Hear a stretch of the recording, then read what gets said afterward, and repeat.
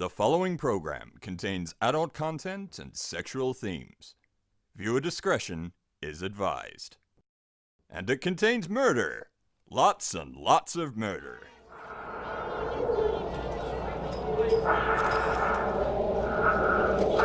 You stinking bastard. People tell me, hey, you're gonna go die and go to hell. At least I'm not alone. For 911, where's your emergency? Oh, this is Sandy. For 31 Rock Plymouth Road. What's the Send the problem? police. Send the police. Hey guys, don't be a hero, mate. And I said I'm not trying to be a hero, but the police are coming. One in the chest, one in the head. Fired by Detective Sergeant Roger Rogerson. I was branching out. That's when the cannibalism started, eating of the heart and the arm muscle. I would have nailed Carl Williams' hands to a coffee table and just pulled it out of his backside. Carl Williams is a wobbly bottomed little cherub-faced little boy whose life would be. I'd harm someone each time I'd kill someone. There'd be an enormous amount, especially at first, enormous amount of horror, guilt, remorse afterwards. But then that impulse to do it again would come back even stronger. Hello, I'm Tara Saraban. And my name's Barney Black, and we do Bloody Murder. We're a weekly true crime podcast focusing on some of the lesser-known crime stories from Australia. And indeed around the globe.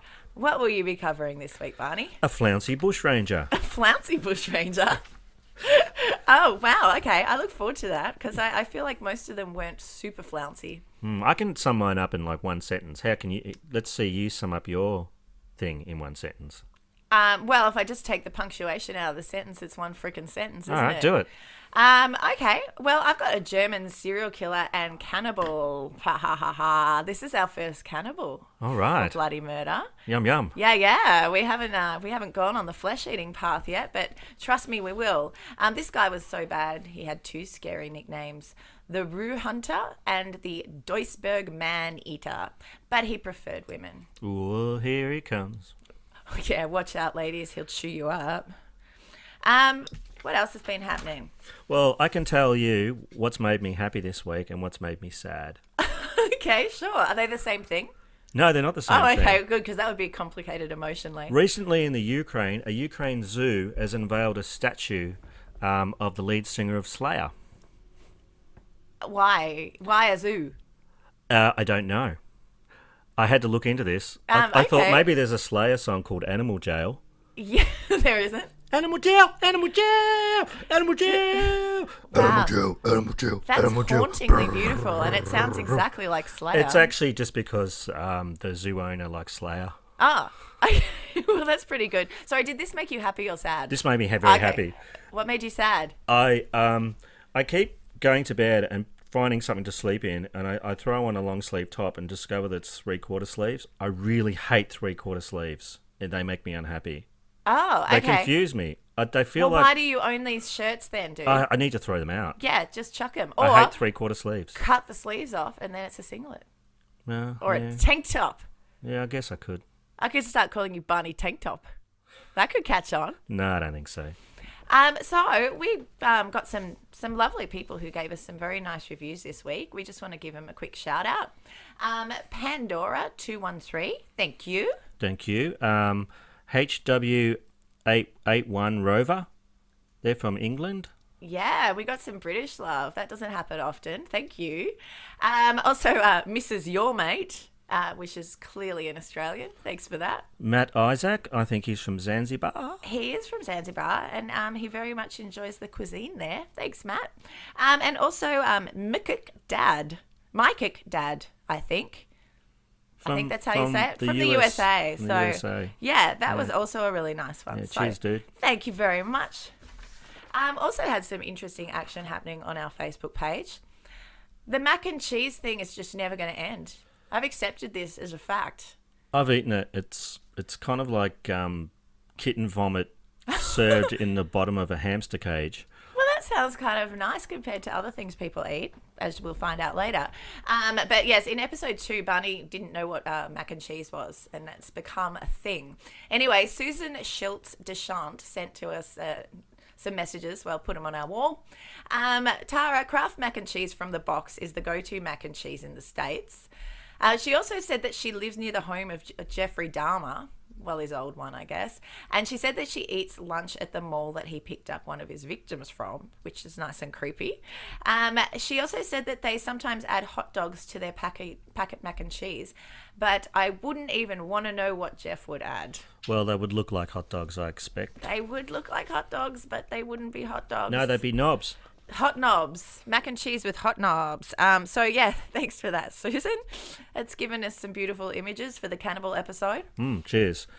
Chuck Hawk Walters, that's the Colonel. Colonel! Hey, from History Dweebs. History Dweebs rock. He wanted to set us straight about buffalo horns, because in episode 15 we talked about how the Kimberley Killer had hunted buffalo and saved 10 pair of buffalo horns. But we were just like, why? What was he going to do with those? What creepy shit was he going to get up to? But the Colonel knows. Yeah, according to him, buffalo horns are ground and then sold as an aphrodisiac. I wonder how the Colonel knows that. He's into that shit, isn't he? I think that a friend probably told him. I doubt that. Also, we had a message from Lauren Margot. She said, finally listening to episode 15. Love how when Barney relates something to Crocodile Dundee, that Tara then knows exactly what he's talking about. I tried to explain to her that they teach that movie in schools here. They do. But she seemed to think I was joking. I actually wrote my thesis on Crocodile Dundee too. Yeah, which is strange because you studied social work, but hey. Well, yeah. It all comes in handy. There's nothing in life that you can't relate back to Crocodile Dundee. That's right. Well, not if you've been taught it at school, that is. Hey, Holly Marie Dunning, she's from Canberra. Keep warm up there, Holly Marie. Yeah, it's pretty cold. I was in Canberra once, and bird baths freeze over in winter. I was in Canberra once. Well, I've actually been there a couple of times. Nice place. Anyway, she recommended Small Town Murder, another podcast. Yeah. It's great. They do great research. It's about small town murder, obviously, and they go right into the demographics of the town and how it was formed, and yeah, it's pretty interesting stuff. So thank you for that recommendation. Is that a Holly US Marie. one? It is. Is it one of the serious ones or one of the more humorous ones? It's comedy. Oh, okay, cool. Yeah, but respectfully. Like us. Well, not like us. Like we try to be, but don't always quite manage. Okay, well, that's a good one. Oh, we're also very much enjoying True Crime Island. Cambo Ford, another Aussie, doing his true crime show. More of a serious vein. Yeah. Less jokes about dead babies. And we're doing part of an ad swap with him. So we're going to be playing his ad shortly. But you were just listening to an episode recently that I was about the Milparo massacre, Father's Day massacre, involving the bikies, Comancheros and Banditos, and yeah, really well researched again. Yeah, great research. Yeah, and it just reminded me of watching Sons of Anarchy, just all the rules they have. Oh, right. Like you can't bang another member's old lady. Oh, well, I feel like that's a flexible rule. I think that's a pretty good rule. Just generally speaking. Don't hit on your best friend's wife. That's pretty not a good idea. Yeah, it doesn't usually work out great for the social circle either. Do you want to play the ad? Sure. It's the good end. Hi, I'm Cambo from True Crime Island, another true crime podcast. Every 2 weeks, I'll bring you true crime stories from all over the world. Go to my website, truecrimeisland.com, where you can download or stream each episode, or search for me on iTunes or your favourite podcatcher. So grab a beer and pull up a deck chair and listen to True Crime Island. Nice one, Cambo. Yeah, check it out. Check it out. And he's got some good merch at his store too. I want a True Crime Island mug. Yeah, I saw those. They look pretty cool. They look pretty sweet. Oh, hey, merch. We're doing merch now. Oh, yeah, we're doing merch. If you want a Bloody Murder mug or T-shirt, it's at bloodymurder.threadless.com. And I really want us to get like little pins, like badges. Not like the animal. Well, maybe the animal. I want us to get badges you can wear, and I want us to also have pet badges. And I'm not sure that we can do them there as yet, but we're going to work something out. And Patreon, if you really want to help us out, Patreon's the way to go. We really don't want to do like ads for Blue Apron or whatever. We'd rather not. Yeah. It sounds like, I'm sure. Oh, I was about to say something vaguely neggy about Blue Apron. That is like death. No, not going to say that. We'd rather just let our supporters support us. Yeah, ideally. Does that make sense? I don't know if any of this makes sense, Barney, but hey. Maybe we can cut this bit out later. But yeah, look, we'd love to spend more time doing this than we're able to. And so that's why we've set up the Patreon. We're still working on thinking of rewards for people who support us. But if you're interested in doing that, if you want to keep our crazy crap going longer, feel free to go and check us out on the Patreon. That's not how you say it. And if you want to support us, listeners, check out our Patreon. Yeah, that How about we just better. do that? Okay, yeah, cool. Good one. Cool. Well, I'm going to launch. I'm going to launch into Cannibal Town. What do you reckon? Yum, yum. Mm-hmm. I'm constantly researching while I eat, and this was particularly bad for that, as you'll realise. So I'm warning people, maybe put down the steak for this one. So Joachim Kroll was born on April 17th, 1933 in Hindenburg, Upper Silesia, Germany. That's actually now Zebrez in Poland, because the borders move in Europe sometimes. Because Hitler invaded Poland and then Hitler got defeated and they gave Poland back to Poland. Yeah, that's pretty much how it worked. Well Cool. put. Wow. His dad was a coal miner, and Kroll was the youngest of 8 kids. He had 6 sisters and 1 brother. His family were very poor, and he didn't get much love and attention from them just due to the sort of sheer number of kids they had. His siblings would gang up and blame him for their bad behaviour, and so he received a lot of beatings and verbal abuse from his dad. This made him withdrawn even from his own family, not to mention the rest of the world. He was a weak and sickly child with a bedwetting issue that lasted into his teens. No sleepovers for Joachim. Don't go on the bottom bunk because of the golden shower thing. Unless you're into that. Which is, perfectly okay. Yeah. Not that there's anything wrong with golden showers from serial killers. If that's your thing, If your jam. You just go forth and get some. So he only made it through the 3rd grade in school and was considered to be a dimwit with an IQ of 78. He was picked on a lot in school for being of low intelligence and looking like a little stooped goblin. He does look like Danny DeVito with all the fat sucked out of him. He does. He looks like quite a few things. None of them are super handsome, unfortunately for him. He looks like if Snooki was bleached and had her head shaved. Oh, Jesus Christ. I'm still going with, I think he looks like Phil Spector without a wig on. But yeah, bleach Snooki. Why not? Let's just do it anyway and see. There's only one way to find out for sure. Yeah, that's right. Bleach Snooki. Okay. So Kroll was drafted into the Hitler Youth at the age of 10, but the leaders would call him a gutless wimp. And so none of this stuff was great for his self-esteem. Wow, so he didn't do well in the Hitler Youth. No, well, Bummer. I mean, he was a sickly child. He wasn't a strapping young thing who liked to sing Edelweiss, he didn't really look the part. So the Hitler Youth said 9 to him. Yeah, they didn't appreciate what he brought to the table. It's not a word. I'm pretty sure it means potato head in German. You're a potato head in German. So not many serial killers with such a low intelligence level as Kroll had usually are able to sustain being a serial killer because they get caught. But Kroll was able to do it for over 20 years. Wow, that's a long time. Yeah, it is a really long time.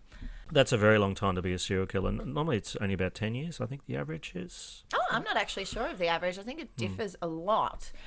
So during World War II, Kroll's father was drafted into the German army. Julian Knight would have loved that. Absolutely.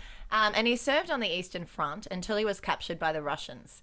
And his family would never actually see him again. Oh, that's sad. Yeah, well, it was a war. War is hell. This is what happened. In 1947, the rest of the Kroll family fled from the newly communist East to North Rhine-Westphalia. Here, Kroll spent his teens as a mummy's boy who was too scared to talk to girls because they found him repulsive and they did not hide it well. He was obsessed with sex from a young age and developed into a lifelong chronic masturbator with a rich fantasy life. Wow, that sounds familiar. Yeah. Did you write it in your journal? Doesn't it, Colonel? Only kidding. Yeah, you love the Colonel. You just want him to love you back. In February 1955, when Kroll was nearly 22, his mother passed away. They'd been very close, and I think she was like his only friend. So this was pretty devastating. So he's for an him. orphan now. Well, yeah, big time. That he had some siblings. Yeah, but they don't seem to show up in his life a lot. I think they found him to be a creepy goblin and just told him to fuck Yeah, off. piss off, crack a snooky. Yeah, I'm so sick of you pissing on me. So, yeah, that was sad for him. He fell into a deep depression and he developed the habit of taking long walks alone at night. It was during one of these walks, just a few weeks after his mother's death, that he crossed over from chronic masturbator to murderer. It's a gateway thing. Really? Yeah, I'm going to sleep lightly if I stay here at some point. Ingard Strell was a charismatic 19-year-old runaway who caught Kroll's eye as she walked alone to a friend's house in the village of Wolstead. He was attracted to her, but knew from experience that she wouldn't want to be with him while she had any say in the matter. So he followed her for a while, then took his opportunity to attack when she turned down a dark street. You know who else I think he looks like? He looks a bit like Gargamel. Oh, he does look from like the Smurfs, Gargamel. but shorter. Yeah, like a tiny, stooped Gargamel. He also looks a bit like Gollum. Yeah. Very Gollum-y. Precious. Yeah, precious freaking kitty meat. So he strangled Ingard until she lost consciousness and then dragged her to a nearby barn where he murdered and raped her. Afterwards, he disemboweled her with a butcher's knife because that's sexy, I guess. No, it's not. No? To him, maybe. Yeah, to him for sure. The experience of killing and then raping Ingard was a big turn on for Kroll. It totally put a spring in his goblin-esque step. But he was scared of getting caught if he did it again. So for the next year, he satiated his desires with a well-worn collection of inflatable sex dolls. Awesome. Yeah, he didn't just have one like some namby-pamby non-chronic masturbator. Well, you know, you don't want to commit. You want to play the field. Yeah, well, you want to have options, right? So Plastic Fantastic didn't come close to the thrill of a real girl, so Kroll went out hunting again a year later. He lured 12-year-old Erika Schuleta to a field where he raped and strangled her to death. He spent the next 3 years living out his rape and murder fantasies on his overworked blow-up sex dolls before stabbing Clara Jesmer to death in the woods on June 17th, 1959. Now, this one didn't keep him calm for long, and on July 26, 1959, he raped and strangled 16-year-old Manuela Nod in a park south of Essen. This time, though, he was branching out. And as we all know from the Bloody Murder theme song, this is when the cannibalism starts. When Manuela's body was found, the police were horrified to discover that steak-sized pieces of flesh had been carved out of her thighs and butt. I guess that's where the meaty stuff is. I don't know. You guess. What did a friend tell you? Sure. The police arrested a man named Horst Otto, who initially confessed to the murder under interrogation. He was actually put on trial and sentenced to 8 years in prison for that one, even though he didn't do it. No lady steak for Otto. Part of the problem police had with catching Kroll, apart from forced confessions and mob mentality, was that there were actually several other killers operating in the Duisburg area at the time. Not a good place to go wandering around at night. Also, he would usually go to a nearby town to hunt his victims, and he didn't do it close to home until the last time, and that's what fucked his shit up. So he's kind of like an idiot savant when it comes to being a serial killer. On April 23rd, 1962, the body of 13-year-old Petra Gies was found. This time, Kroll had cut off both her buttocks, her left forearm, and her right hand. Oh, she was only 13. Yeah, that's awful. She was a poor thing. Shit's just getting grosser from this point. 2 months later, another 13-year-old. That's the thing. It's like, he's picking people that he can overpower, and he's not a strong person. So he's going young. He's going small. So 2 months later, 13-year-old Monica Taffer went missing on her way to school. Her body was found in a rye field with pieces of her thighs and butt also missing. The townspeople of Walsum believed a 34-year-old pedophile who lived nearby had committed the crime, and they hounded him so much that he went to a forest and hung himself. Crazy. Wow, crazy. Yeah, I know. Other people keep getting blamed for this guy's handiwork. 12-year-old Barbara Bruder's body was found again in a field in July 1962. Don't go to a field with a little man who looks like a goblin. That's my advice now.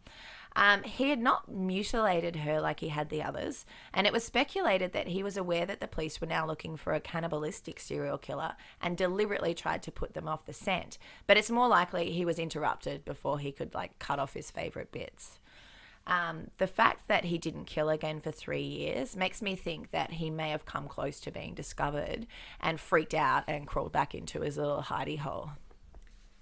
Sometimes Kroll liked to take his chronic masturbation habit on the road. Well, who doesn't? Get some fresh air up in there. Yeah. He'd hide in the bushes near lovers' lanes and jerk off while watching couples make out. On August 22nd, 1965, he was watching Herman Schmidt and Marion Veen get it on in a car and decided that he wanted in on the action. What do you do? Just tap him on the shoulder and say, "Here I am." What do you say when you're dancing? Is it, "May I cut in"? Something along those lines. Really? Does that ever happen to you? Well, I mean, I'm not exactly slow dancing with people. No? Nah. Not anymore? No, yeah, back in my 50s I did it a lot, but now that I'm older, I'm kind of my gammy knee won't let me. If you break your hip, that could be the end of you. Yeah, absolutely. I just move in down here and you just have to do my bidding. Yeah, I better not break my fucking hip, I'd be on my own. So he took his chronic masturbation on tour and he wanted in on their love. He crept up on their Volkswagen and he punctured one of the tyres, then retreated back into the bushes and waited like a little creepy troll. Later, when the couple went to drive off, they realised that they had a flat. Herman got out to investigate and Kroll attacked him, stabbing him 7 times in the back like a cowardly animal. He then thought that he'd get to indulge his sick fantasies with Marion, but she wasn't having it. She was like, "Not today, Satan." She quickly slid into the driver's seat and drove off as fast as she could with a flat tire.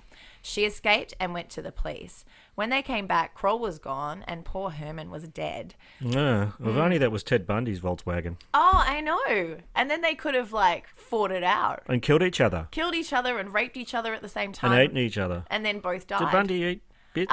He bit people. Well, women, let's not say people. He liked to bite women. And in fact, the teeth marks were part of what they used in court to bring him undone. But I don't think that he actually ate them that I can recall. I'm sure someone will want to give us a lecture if we got that one wrong. But yeah, that would have been a much better Volkswagen to try this with. So anyway, this murder wasn't initially linked to the others, as it's the only time that he summoned the guts to try and kill someone who wasn't a lone woman or a little girl. Seemed like too brave of a murder for Kroll. Yeah, absolutely. The experience of Marion escaping must have irked Kroll too, as he took his urges out on the sex dolls for a whole year before striking again. Poor sex dolls. Yeah, look, they really had to work out. I'm reckoning that he had several bike tire puncture kits in his place to just keep repairing them because he liked to strangle them and do stuff to them. Well, at least it was consensual. I mean, unless they're stolen. If they're stolen sex dolls, then that's not consensual. It's not consensual if they're stolen sex dolls. What have you been reading up on sex doll law? Well, yeah. Okay, so do tell me. Tell me more. Well, I just did. So, stealing a sex doll, would it have to be... I'm picturing, it would be really conspicuous if it was inflated. Well, yeah, unless you said, "I'm coming around to clean the sex dolls," and you have one under each arm and you just whistle as you walk out the door. Oh, okay. You pretend like you're a worker. One of those door-to-door sex doll cleaners that were so common in Germany in the 60s. That's right. Though if it was uninflated, you could just shove it up your jumper. Yeah, and run. Scamper. Yeah.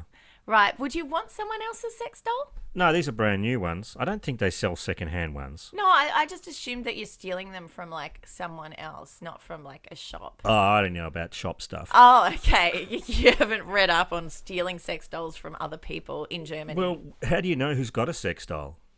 I guess you look through their windows like a normal person. I guess you could belong to a sex doll Facebook group. Well, not at the time you couldn't. Yeah. So Kroll was irked. More sex doll action. So that was a whole year.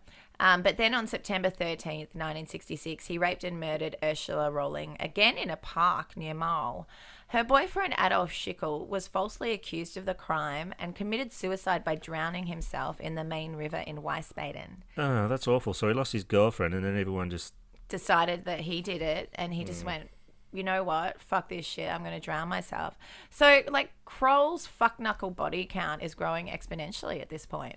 It's not just the people that he's killing. It's then all the other people who are going to jail and killing themselves because they're being blamed for his, like, horrible shit. And, you know, the life of those parents that they would live after losing a child would just be horrendous. Absolutely I could not devastating. imagine how bad that would be. Yeah, completely. It's really not a happy story. So on December 22nd, 1966, Kroll went female hunting again and kidnapped, raped and murdered poor little Alona Hark, who was only 5. Oh, no. Yeah, he drowned her in a ditch. Oh, I know. terrifying. And he cut steaks from her shoulders and her butt because this is just what he does. That's his MO.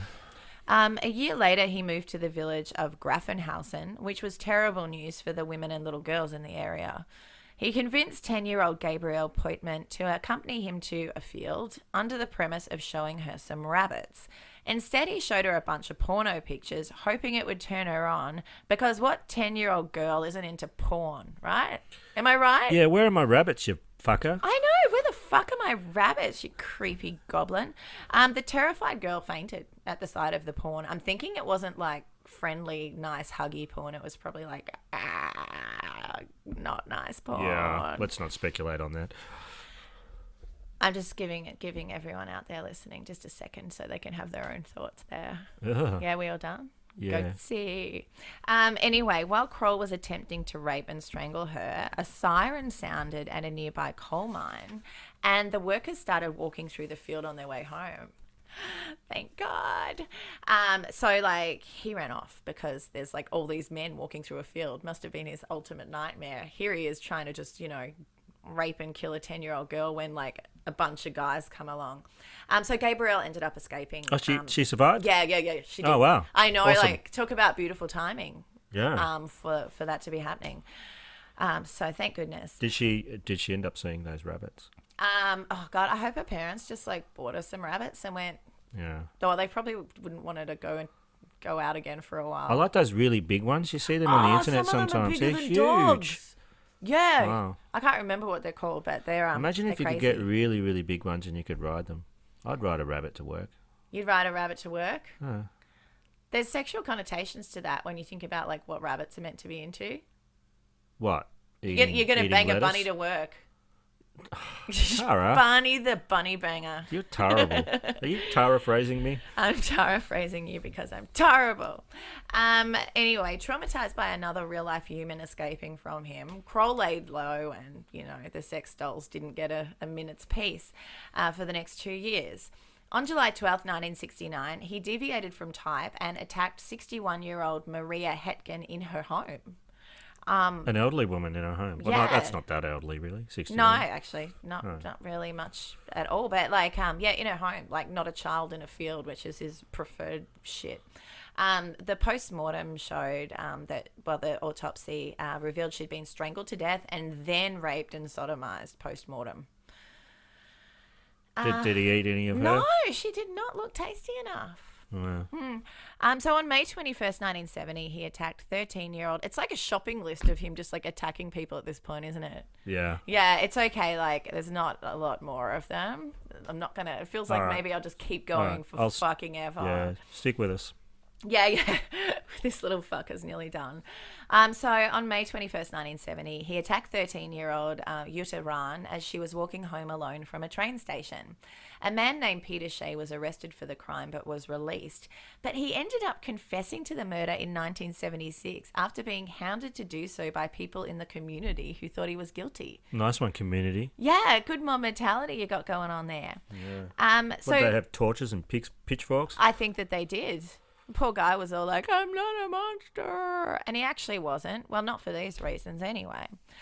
So Kroll didn't kill anyone else that the police were aware of until 6 years later when he attacked 10-year-old Karen Topfler as she was walking to school. He did his usual routine on her. Poor darling. Soon after this, he moved to the suburb of Lahr in Duisburg. This is where he would commit what many consider to be his most heinous crime. Yeah, because, like, he's just warming up at this point. He's about to get gross. This has just been, like, not so bad. Marion Ketter was a 4-year-old girl who disappeared from a playground in Duisburg, Germany, near where Kroll lived. This is the one time that he actually, like, plucked someone from near where he lived. And that would be his undoing. So suck it, you prick. She was a kind little girl with blonde hair who loved candy, apparently. Police had no leads, so they were going door to door trying to obtain information about the little girl's whereabouts. On the 3rd of July 1976, they came to an apartment block on Friesenstrasse and spoke to the janitor. He said he didn't know anything about what had happened to the girl and was busy trying to deal with a blockage to the apartment block's plumbing. As the officers walked away to knock on doors, he called them back. He said he knew of something they should maybe look into. He'd asked a new tenant if they knew what might be causing the blockage in the plumbing, and the tenant had casually replied, guts. Oh, it might be the guts going down my drain pipe. Is that meant to be German? 9. Oh, Jesus Christ. Yeah, what you said. The police made their way to a second-floor apartment, thinking that this was probably nothing more than someone trying to be funny, and it would end up just being a waste of time.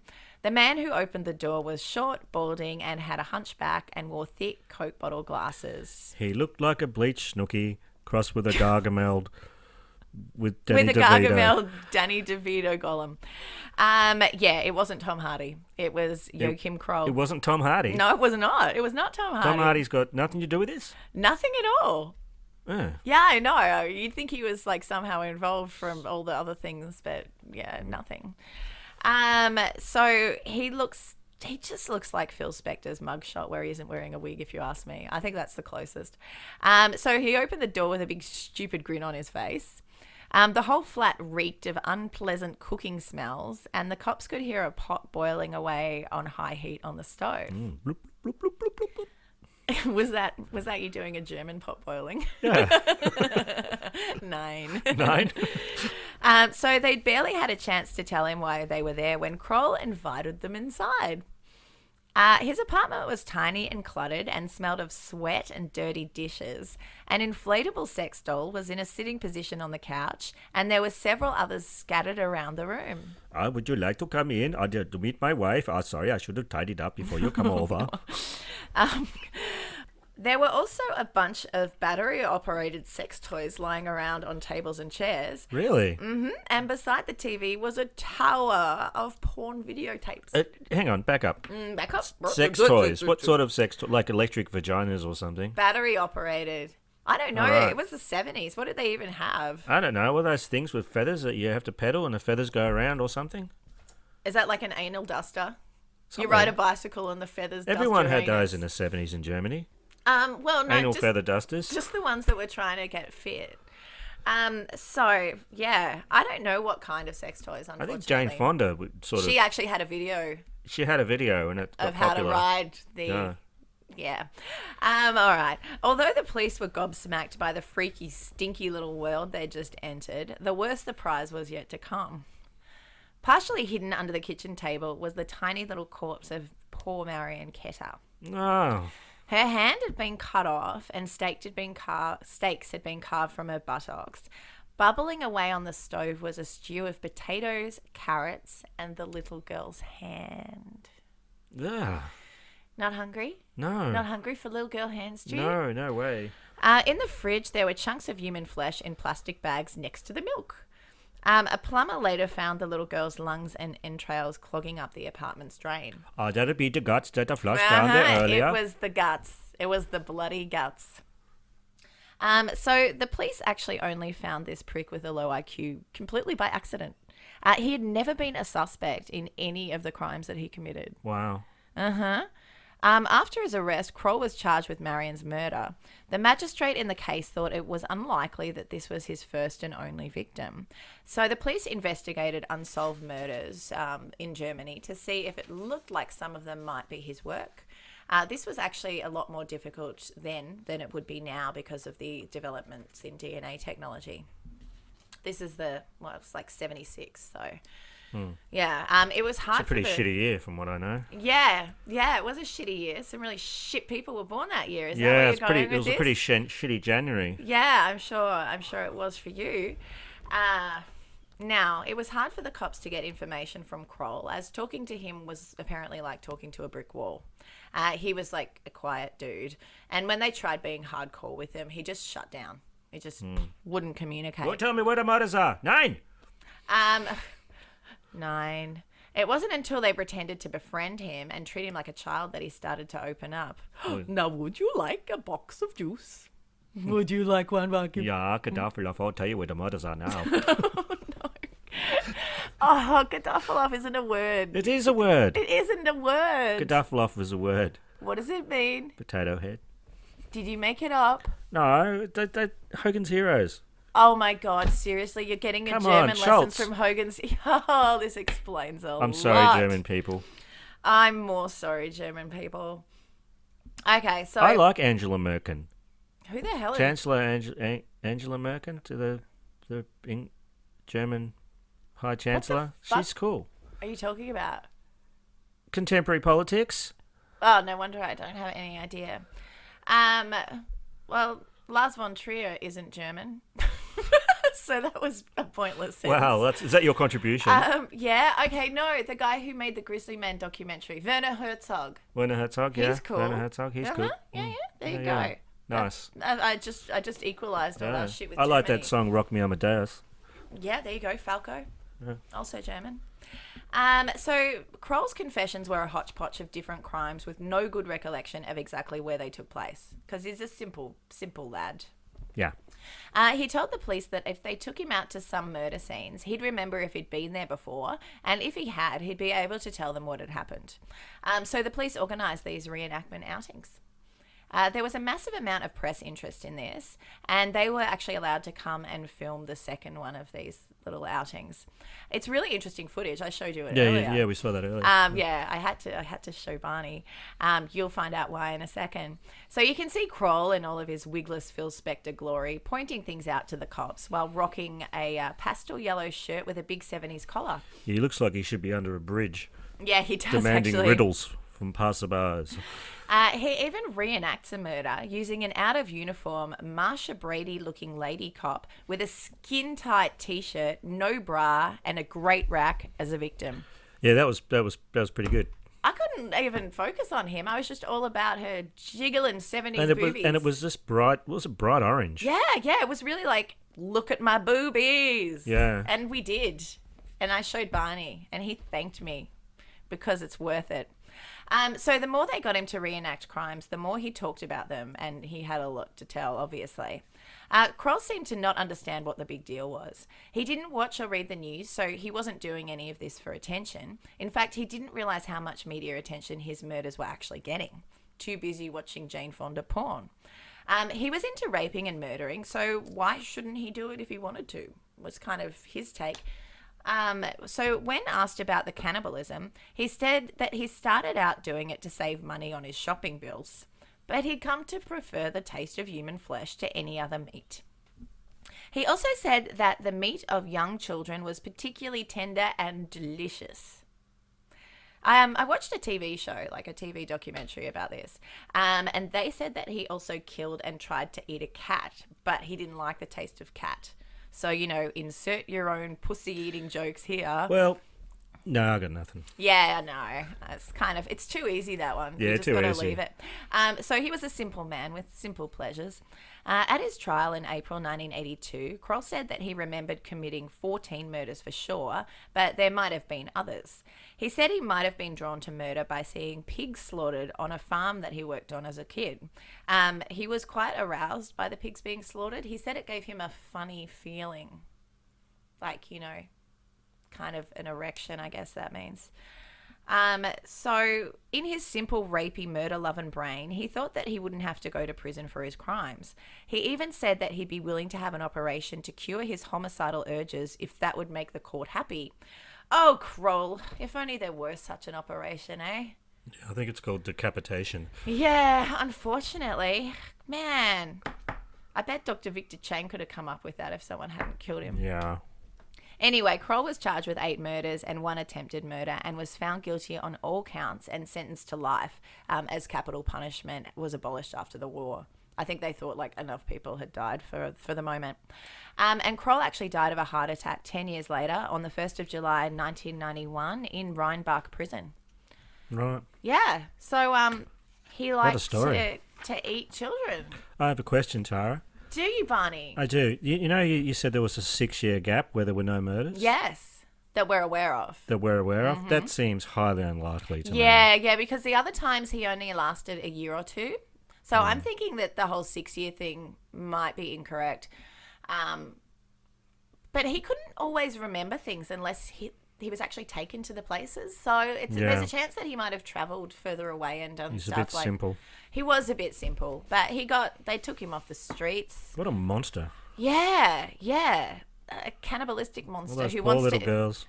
really wants to eat everyone's delicious children. No. I know. Makes me want to hug my children. Yeah, tight.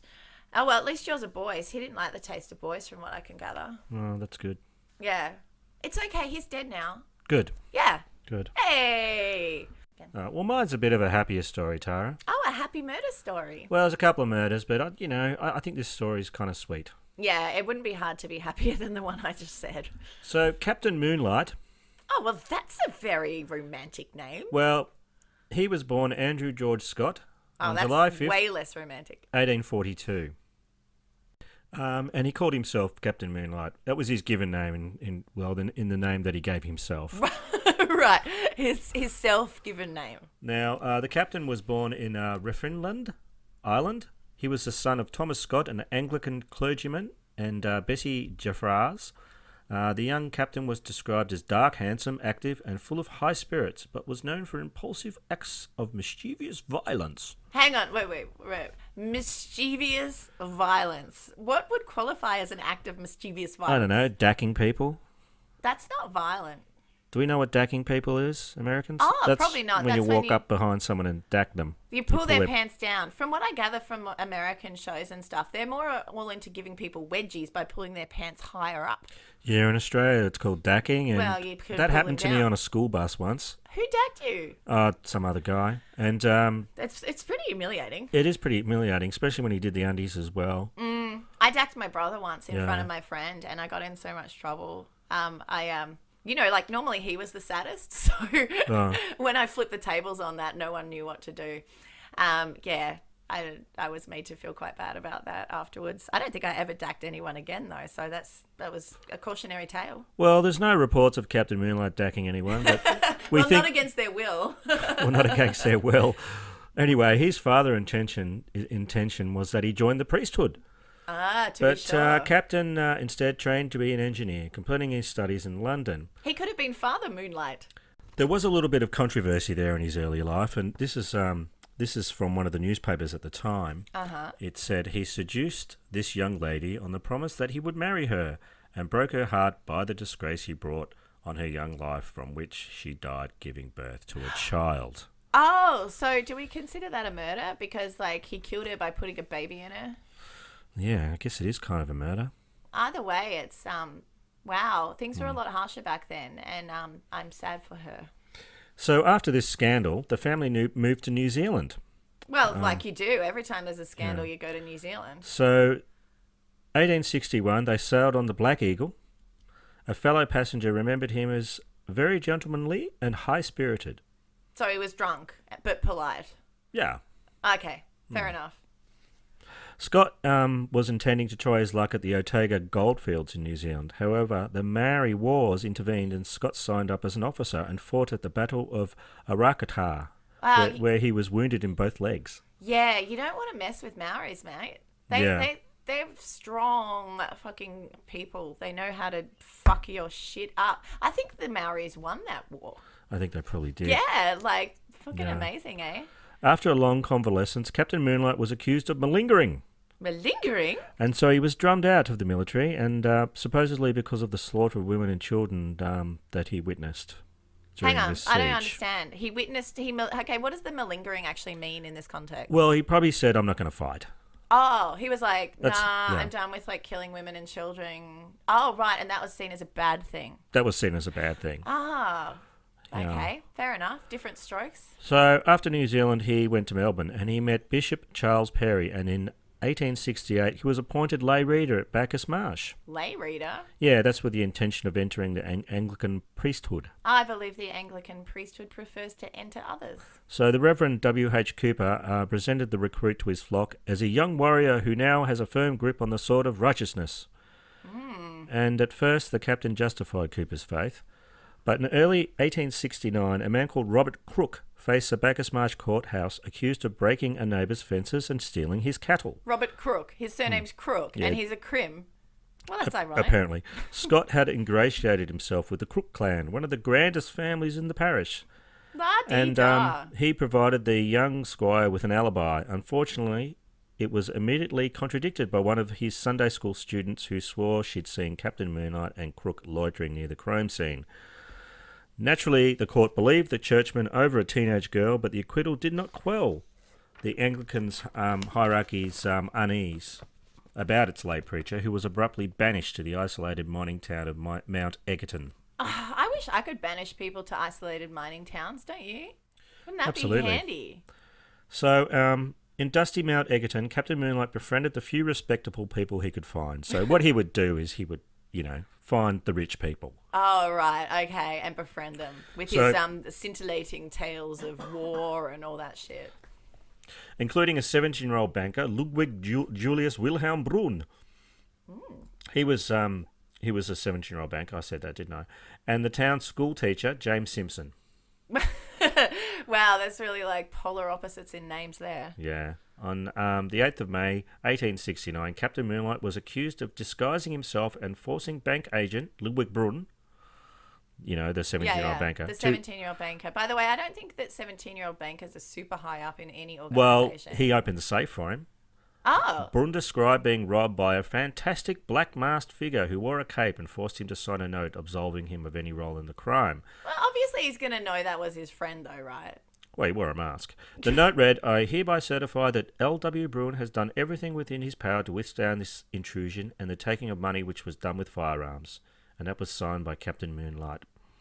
Love Captain Moonlight. Yeah. Love, hearts. Yeah. He Hearts, dots hearts. the eyes with hearts, right? He does. Yeah. Yeah. And all his sparkles fell out. Oh, yeah, well, it would have. And it smelled like It smelled like smell of bad him. perfume. Oh, nice. So this is where his name was first mentioned. as Oh, Captain this is where he Moonlight. first Yes. signed it in pretty ink. So Brunn claimed the man sounded like Andrew Scott, but no gold was found in Scott's possession. That's Captain Moonlight. Right. Yeah. Oh, okay. So he's in cahoots, right? Well, that's what it sounds like. Captain Moonlight in turn accused Brunn and the local school teacher James Simpson of the crime, who then became the principal suspects in the minds of the police. What? So Captain Moonlight scarpered after he put the blame on other people. Weren't they his mates? They were. There was a lot of double crossing going on. Oh, well, that's not very captainly of you, Mr. Moonlight. Yeah. So Captain Moonlight left for Sydney soon afterwards. For some months he lived off the proceeds of the crime. Captain Moonlight resigned his lay readership. I don't want to be a priest anymore. No, I'd rather rob He banks and be he cool. acquired 2 horses, a black one and a white one. No, I don't know that. Were they ebony and ivory? Is that what they were Yeah. called? He kept a groom, who's someone to look after his horses So and he be had his manservant. He had a manservant. That's Fancy. right. I could do with one of those. And he played as a gentleman. Played as a gentleman. Pretended to be a gentleman. That's right. Ah. So towards Like the end, you do. Well, there's no playing here, baby. I'm a player. Towards the end of 1870, he began passing valueless checks. Oh. Well, they're the worst kind. Yeah. I In don't want one November, of he those. fraudulently bought the yacht. Why not? And the yacht was called Why Not? That's right. This sounds like something Errol Flynn would do. I know. He arranged for a skipper and a young lady to accompany him, but was arrested by the water police as he tried to leave for Fiji. A skipper and a young lady. So was Yes. he getting like a, sort of sex workers afloat situation happening? It was probably just a manicurist. She was going to teach him calligraphy. So Sure. his next note could be even more epic.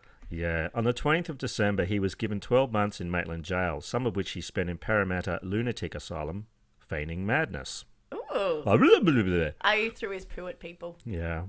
While he was in prison, Braun and his friends had detectives set on his trail. And when he was released in April 1872, he was charged with the Egerton gold robbery. Ah, so they got him. I got him. But while he was awaiting trial, he escaped from jail by cutting a hole through the wall of his cell. He gained entrance into the cell adjoining, which was occupied by another prisoner, which the captain discovered was into escaping too. Ah, all right. Making friends. You into it? Yeah, I'm into it. Let's do it. Let's do it. Together, they seized the warder when he came on his rounds, gagged him and tied him up. I was just thinking, this is how we met, right? Making use of his keys. Oh, no. I'm not sure I'm a fan of the way this is heading. Oh, God, now I've lost my place. And they liberated 4 other prisoners, and the 6 men succeeded in escaping over the walls by means of blankets cut into strips, which they used as a rope. Well, it sounds like they were MacGyvering the shit out of it. Yeah, so... But, alas, he wasn't on the lam for very long. No, he got done. Nah, Captain Moonlight was recaptured and held safely until he could be tried.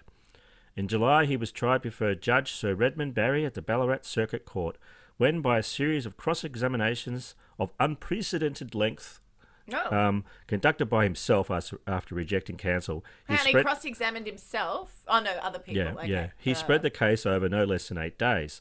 Scott conducted most of his own defence, cross-examined Braun for 7 hours with shrewd and pernicious questions, and amused the crowd with his fastidious remarks. Fastidious remarks? It didn't work. He received 10 years hard labour and 1 year for escaping. Despite evidence against him, Captain Moonlight claimed innocence in this matter until his dying day. Right, and he wasn't really much of a lawyer, I guess. So, okay, he's in prison now.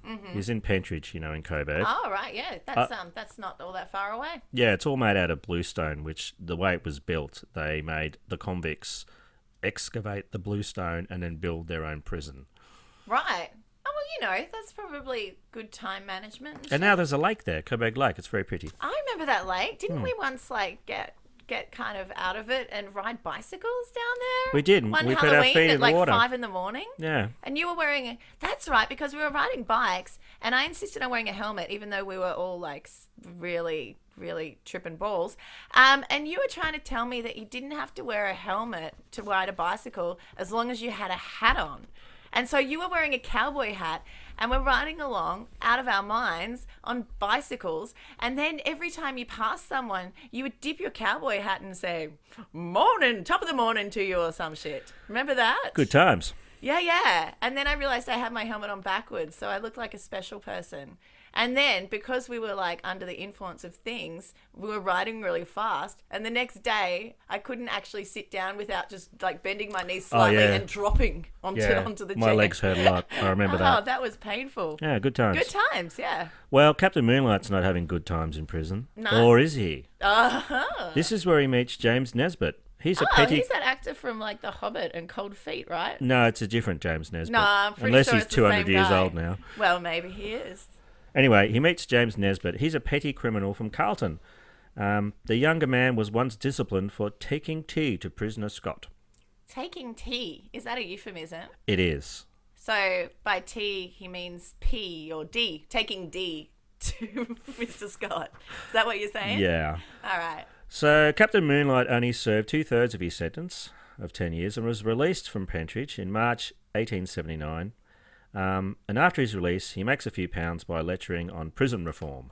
Right, okay. That's an interesting career choice. So as a criminal, Captain Moonlight was always more urban hustler than highwayman. He was handsome and athletic and reportedly seen heavy combat in the so-called Murray Wars. Oh, I'm picturing Adamant now, and that's a good feeling. I'm your dandy highwayman, you're too scared to mention. And he was a skilled rider and a crack shot. The Captain Moonlight name, with its irresistible hint of midnight romance, took on a life of its own. His attempted escape further popularised the reputation of the bold and dashing Moonlight. Brave and on the verge of recklessness, a journalist wrote. Cool, clear-headed, and sagacious. Sagacious? Sagacious? I don't know what the hell that means. And with a certain It means it's a bit like a cicada. Yeah, and with a certain chivalrous dash, he is the beau ideal of the brigand chief. Sounds like these journalists had a total boner for him. They did. The press thought him a bushranger, and a bushranger, he would become. Oh, he's going to lean into it. Yeah, he's going to lean into it. Why not? Uh-huh. So, on regaining freedom, Captain Moonlight met up again with James Nesbitt. While some disagree on the grounds of speculation, but it is considered by many to be Captain Moonlight's lover, and there is significant evidence that supports this. All right. Dashing bisexual highwayman. That's right. So the men shared a rundown house in Fitzroy, but how would they live? Scott tried lecturing on prison reform, but he, even though he drew huge crowds, theatres often refused to book him, particularly with the press linking the notorious Moonlight with every unsolved crime. Oh, so they just blamed him for all the shit? Yeah, police warned potential employers against him. He was dragged off for questioning about the most preposterous allegations. Preposterous? Scott's actual handwritten letters, currently held in the Archives Office of New South Wales, profess his love for James Nesbitt. Does it talk about touching butts? Well, while it is difficult to definitively claim the exact nature of Moonlight's and Nesbitt's sexual practices, it can certainly be said that their relationship was an overtly romantic one. Ah, Brokeback Bushranger. With the aid of Nesbitt, Captain Moonlight continued his career as a public speaker on prison reform, trading on his tabloid celebrity. However, this reputation came back to bite him more and more. Throughout this period, Captain Moonlight was harried by the authorities and by the tabloid press, who attempted to link him to numerous crimes in the colony and printed fantastic rumours about supposed plots he had underway. Ooh. So, how are you liking this so far, Tara? Are you intrigued? I am quite intrigued. Good. I want to see him IRL because he sounds really good looking. There are some photos. We'll put them up on our Facebook page. But is it like when people say that Ted Bundy was attractive and you just roll your eyes and go, no, he wasn't? No, there's something about him. Yeah? Yeah. Cool. Sounds good to me. So at some time during this period, Captain Moonlight seems to have decided to live up to his legend and assembled a gang of young men. Well, I'm sure he did. With Nesbitt as his second in command, and the others being Thomas Rogan, Thomas Williams, Gus Renecki, and Graham Bennett. Captain Moonlight met these young men through his lecture tours. Oh, so were they kind of fans? Yeah, probably. Right. Boy, come here. I mean to have you, boy. Even if it must be by burglary. The gang commenced their career as bushrangers near Mansfield, Victoria. While travelling through Ned Kelly's area of operation, the gang were frequently mistaken for the Kelly gang and took advantage of this to receive food and to seize guns and ammunition from homesteads. Okay, well, I guess, leaning into it's the way forward. Inspecting Superintendent of Police, John Sadleir, made a highly improbable claim that Captain Moonlight sent word to the infamous bushranger Ned Kelly asking him to join forces. But Kelly sent back word threatening that if Captain Moonlight or any of his bands approached him, he would shoot them down. Maybe he didn't enjoy the fragrant note with the love hearts above the eyes. With the sparkles. So, yeah, well, it's hard to get glitter off once it gets onto you. He was probably really just like, oh man, this is just going to be on me for days. I'm going to lean into this, actually. I think this is a pretty good theory because soon afterwards, Captain Moonlight left Victoria. So he's just like, oh shit, better get out of here. Yeah. So they travelled north across the border into New South Wales to look for work, far from the police surveillance that had stymied any opportunity of employment in Victoria. Well, that sounds like a smart idea. They're still trying to get jobs and stuff. Yeah, normal ones, I guess. It was in the southern district of New South Wales that they entered upon their full practice of their profession. In one act, they made themselves notorious. Hey! No. Notorious. Is that a Duran Duran song? I feel like it should be if it isn't. Nice. Here's some quotes from Captain Moonlight. He explains later. As long as our money lasted, we brought bread. And when our money was gone, we sold our clothes and brought bread with what we obtained for them. We tried to get work, but we could not. And because he had no clothes on. We fasted day after day, nude. Naked fasting. You know what? You could probably have to pay a lot of money to go to a retreat to do that these days. So they've been living on damper and tea and koala meat. And D. Yeah, lots of that. Damper is like a flour and it's water like and salt. Essentially, like a bread or something. Flour and bushman's water. Bread. And then you put it on a stick and then you cook it over a campfire and it kind of, well, it's food, but it's not tasty. And koala meat, don't get me started. Sinewy. Remember they made us eat that damper in like school just I to remember. see how colonials lived. But they let us put grandma butter and also Grandma butter. golden syrup and shit on it. Yeah, so it that tastes was good with Vegemite. It was the fancy damper that we got. These guys are getting the shit koala meat damper. So they've been eating all that, and then they ran out of food, and so that's when they approached Wantabadgery Station. Wantabadgery. It sounds like a question. Do you want a badgery? That's really how it's spelled. Really? I'm not sure on the exact pronunciation. Well, Barney, but it just says Wantabadgery. Wantabadgery Station near Gundagai. The property was known for its hospitality, but unbeknownst to Captain Moonlight, it had recently changed hands, and the new owner harboured little sympathy for itinerants. Oh, he sounds like good management material. Abruptly ordered to leave, Captain Moonlight snapped. Misery and hunger produce despair, he wrote later. That's true. I get hangry. He was hangry and And naked. in one wild hour we proved how much the wretched dare.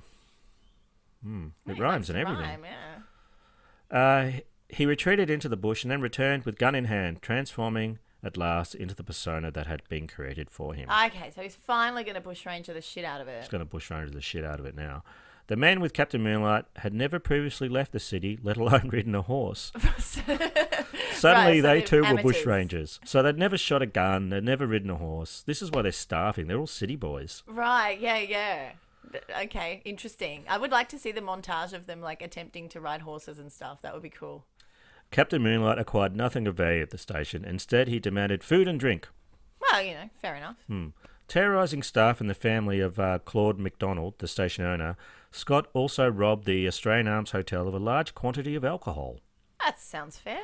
And took prisoners. Oh, well, did he share the alcohol with the prisoners? Because otherwise it's just rude. I don't know. There were some other neighbouring properties, bringing the total number of prisoners to 25. Oh, that's a lot. One man, Ruskin, escaped in an attempt to warn others, but was caught and subjected to a mock trial. The jury being of his fellow prisoners. They found him not guilty. Surprise, surprise. I mean, it was their fellow prisoners. Imagine seeing that trial.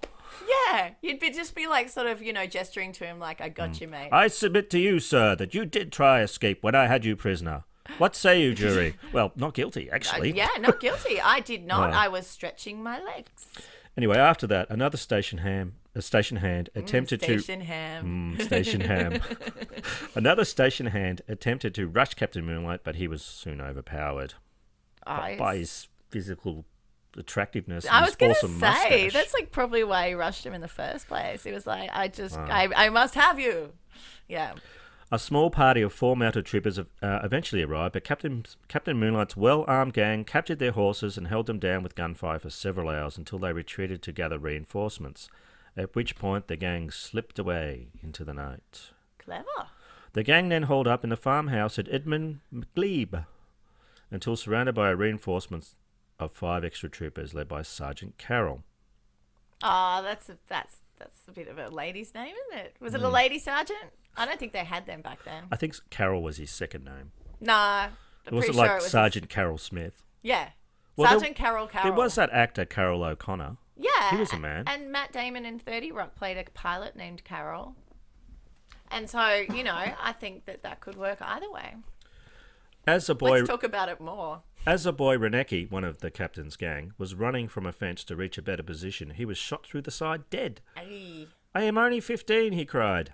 Interesting last words. Yeah, the police gradually advanced from tree to tree and drove the remaining desperados into a detached back kitchen. So it's like a back kitchen that doesn't really care.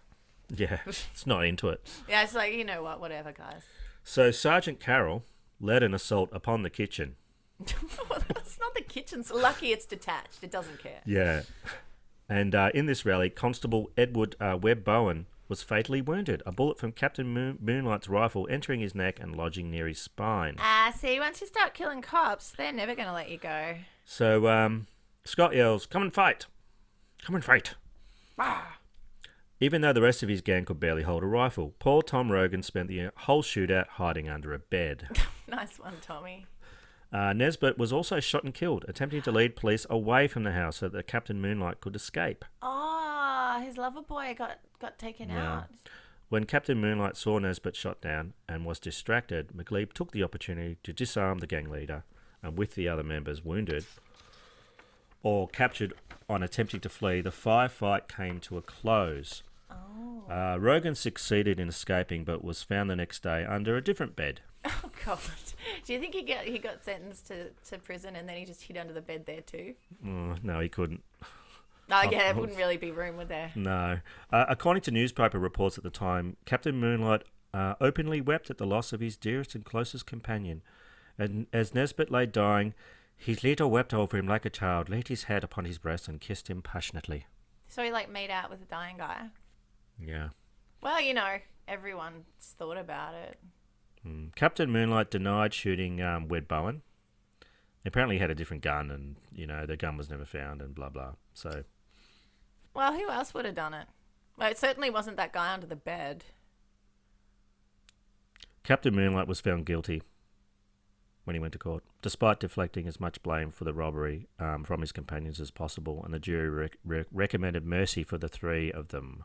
The surviving other ones. So he took the heat. Except for Tom Rogan, of course. Well, old bed boy. Well, Captain Moonlight and Tom Rogan were hung together in Sydney at Darlinghurst Jail on 8 o'clock on 20th of January, 1880. Oh, well, at least he got to hang with his little mate.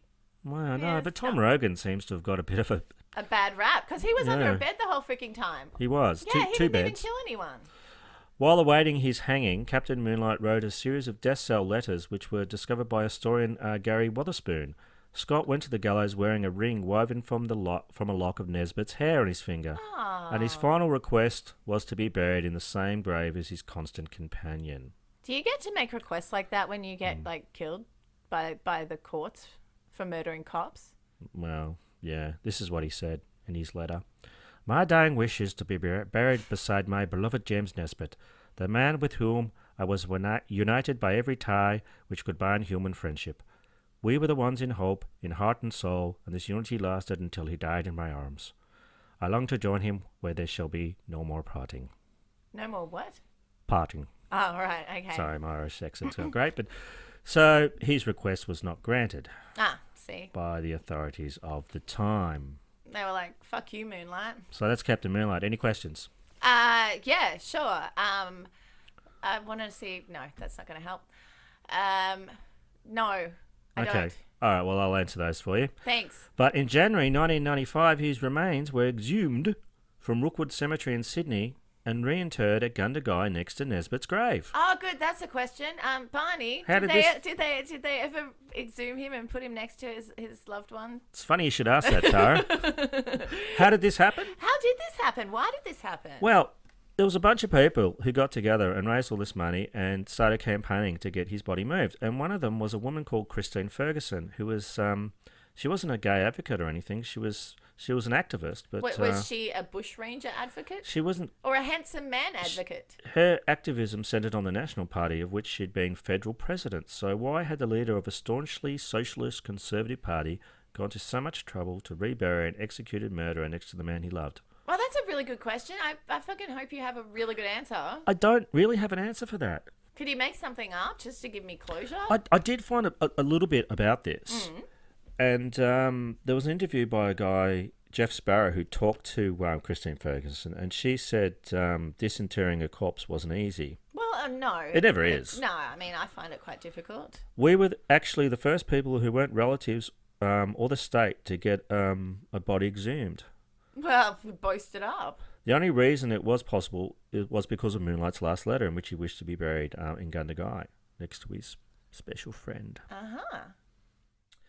The actor James Nesbitt. So as well as approval from the state, the women needed permission from the Anglican Church. Eventually both were granted. Ferguson's team enlisted a local undertaker, and they brought an ornate horse-drawn hearse to Gundagai on the back roads, and the pallbearers wore period costumes. Wow, so they really made a Renaissance pharaoh out of the whole freaking thing, huh? Yeah. I'm kind of surprised by this, but it's nice. It's nicer than what normally happens in our stories. I have some more information on this. Yeah, do tell. During Captain Moonlight's criminal career, the police in Victoria had been led by Chief Commissioner Frederick Standish. Now, he's an interesting guy. He was a gambler and a libertine, and who at one notorious dinner decorated the rooms with naked women seated on black chairs to better show off their wide bodies. Oh, it's Eyes Wide Shut all over again. Yeah. When Prince Alfred, the second son of Queen Victoria, toured Melbourne in 1867, Standish acted as royal pimp, escorting the prince to Sarah Fraser's brothel on Stephen Street, which was a very famous brothel at the time. So, law enforcement / pimp. But there's so much bisexuality all going on in these frontier times. Well, it was a frontier time. Doubles your chances on a Saturday night, doesn't it? Exactly. They liked both kinds of frontiers. The commissioner was also infatuated with men, in particular with Frank Hare, another policeman chasing the Kellys. He was a famous policeman at the time. Here's a quote from him. From one of their contemporaries. It was almost pathetic to see how restless and uneasy Standish became when Hare was out of his company. I've seen Standish on the top rail of a fence, watching anxiously for Hare's return from a short ride. Oh, right. So he was just like, where's my lover boy? I know. There's also the story of Edward Feeney, who 8 years before Scott's execution was put to death at Melbourne jail for his part in a bizarre suicide pact. Yeah. In March 1872, Feeney had accompanied Charles Marx into the Melbourne's Treasury Gardens, where, according to a pre-arranged plan, they attempted to shoot each other. Oh, that's romantic. Yeah, Feeney's gun fired, Marx didn't. This left Feeney on trial for murder. Oh. Feeney refused to offer any explanation, but the court heard that he and Marx exchanged letters about their passionate love for each other. A bar owner testified that they regularly cuddled in his premises, sometimes laying their heads on each other's laps. While the proprietor believed their behaviour unusual, he expressed no malice towards Marx and Feeney, nor did he give evidence that he ever asked them to stop showing their affections in his place of business. So was it just like sweet heads on laps, or was it like BJ shit? I think it was romantic. Right, okay. But not sexual. Not graphic. Yes. Not hardcore. Men often slept together in the same beds. Historian Clive Moore explains in his study of sexuality of the frontier, without raising the slightest suspicion that they were involved in or what we would call a homosexual affair.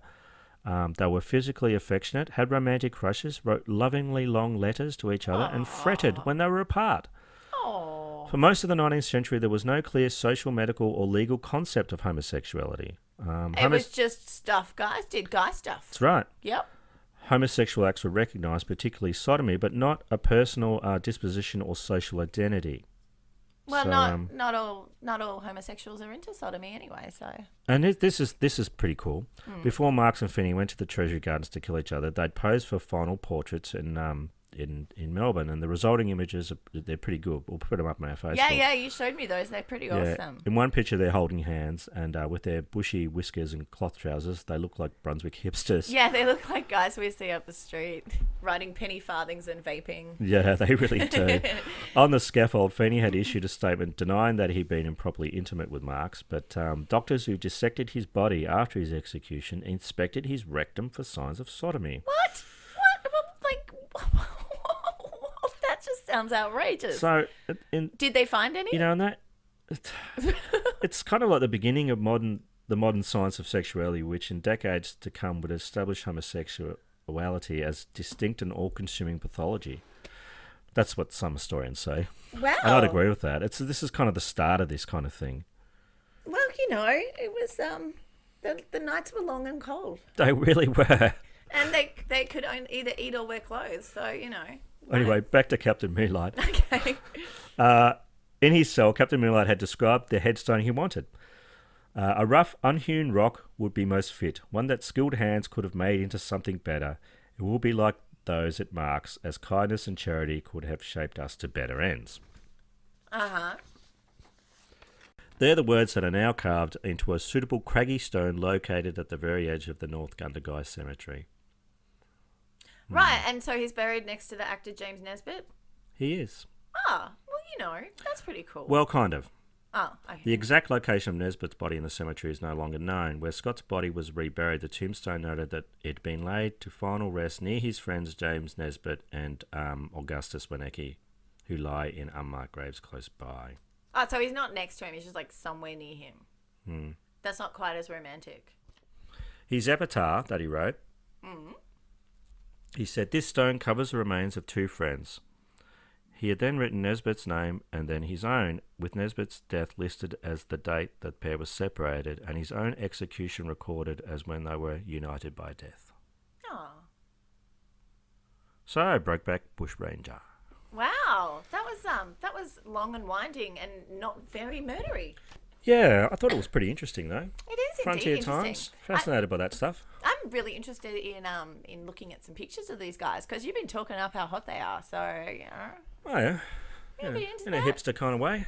Yeah, there's a lot of beards back then, eh? And a lot of really big bully sideburns. Bully Wolverine-y. signs. Yeah, very Wolverine-y. Yeah, well, that can work if you're Hugh Jackman and possibly these guys. Yeah. Yeah, interesting one. Wow. Time for Aussie Az? You know it. All right. So this one's was sent in by our friend David from Goodwill Wines. That's a pretty sweet company. If you're in Australia, check them out. So the police in Tasmania are pretty sweet. 2 Tasmanian police officers left some evidence on a drunk man's phone after tucking him safely into bed early on a recent Sunday morning. A friend of the man uploaded a screen cap to Reddit the next morning, showing his friend Reese lying in bed giving a drunken thumbs up while a male and female police officer smile in a selfie taken at the foot of the bed. This is a pretty good picture. Awesome. Tasmania police confirmed it was 2 of their police officers who took the selfie, but warned that they're not normally in the habit of escorting drunk guys home on weekends. However, police are always looking for a place of safety for anyone who is affected by alcohol, Senior Sergeant Craig Fox of Tasmania Police's Northern District said. On this occasion, police were contacted by a taxi company for assistance in getting the man home. When police arrived, they found out his address, took the man home, and waited for a friend to arrive to look after him. Because he was a bit worse for wear, our officers took the opportunity to record the moment with a selfie in the likely event he could not remember how he got home. Reese later wrote, "So was just looking through my phone and turns out these good cunts took some banger selfies after they took my drunk ass home. Bloody legends." Sweet as.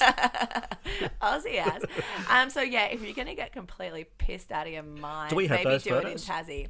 Yeah. Yeah, it's great. I've got the picture. It's All fantastic. right, it'll be up on our Facebook Oh, group. yeah, definitely.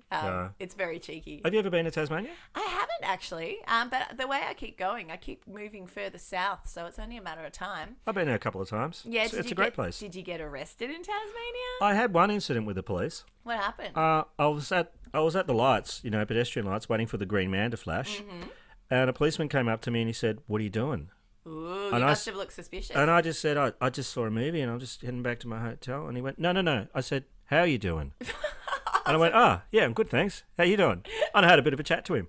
So he was just being friendly. I know, because Victorian police, where we live, they're not that friendly. No, they really aren't. Tasmanian police are great.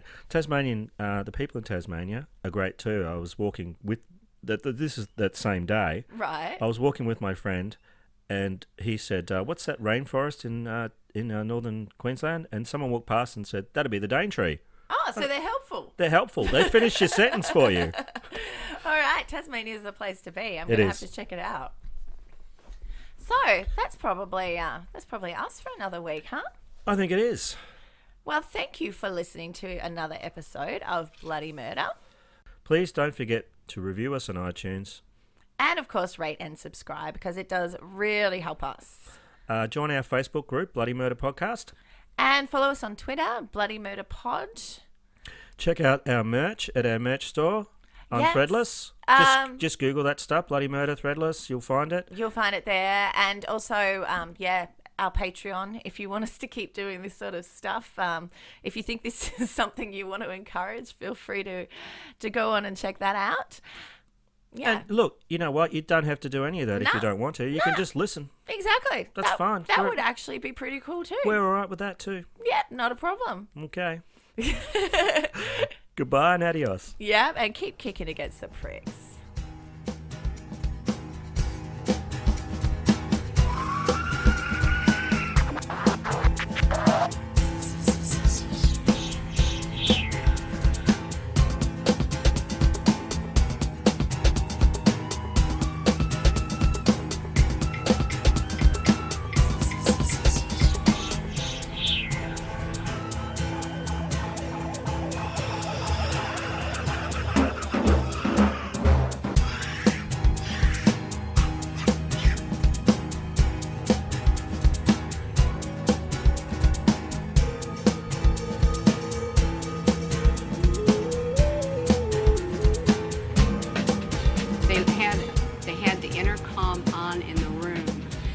kept lying that it wasn't on, and they were using sonic pressure on my head since 1997.